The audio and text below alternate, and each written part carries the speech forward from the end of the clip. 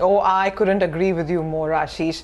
But do hang on a second. We have Radhika Gupta of Edelweiss Mutual Fund also joining in. Hi, Radhika. I'm very heartened to see this money coming in to hybrid and passives, and I'm sure you'd agree with me. But I want to just ask you, what is this big bump up that we're seeing in inflows for arbitrage funds?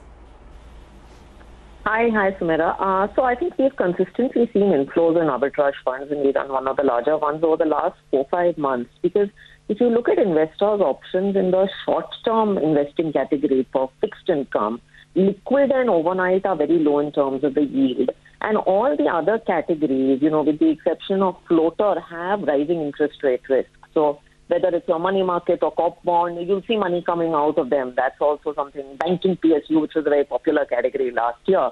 So arbitrage funds is actually a very nice safe haven for investors because of the lack of credit and duration risk. And also if you're holding, 3 months to more than, 1 year money, you also have the tax advantage after 1 year. So we see corporate and HNI money coming in. I mean, last month was probably one of the biggest ones for our own arbitrage fund. So this makes sense and is expected to continue in my view. Okay. Ashish, have you had a chance to go through the figures for the debt funds? There continues to be outflows for corporate bonds and the banking and PSU fund. You think this is on continued worries around perpetual bonds? I think it could be, a lot of it actually could be returns. May not necessarily be, the perpetual bonds or the valuation related things. I think it is in some way, these categories, what you were discussing with Radhika with regards to arbitrage funds.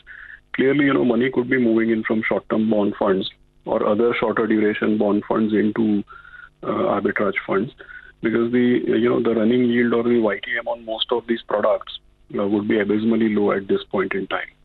And the medium term or the near term future outlook in terms of return potential also may not come across, great in terms of prospects.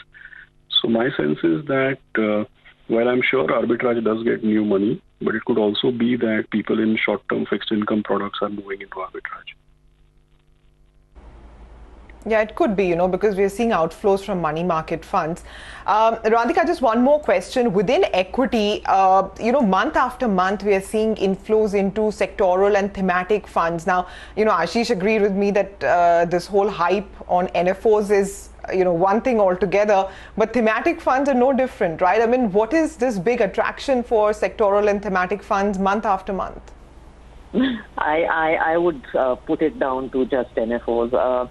I think there are a couple of standard themes that are attracting a large amount of money. And in many cases, I think while your major categories are covered, sectoral and thematic funds, and I don't think every sectoral and thematic fund is a bad one, but sectoral and thematic funds are in open space to do NFOs, which is why you're seeing NFOs. You're seeing NFOs in categories like business cycle, or you're seeing NFOs in categories like quant. So even if you look at the 5,500 crores, I think 4,000 crores was from 2 NFOs, or 3,500 crores was from 2 NFOs. So I don't think there's anything special. I think the NFO frenzy continues in that category.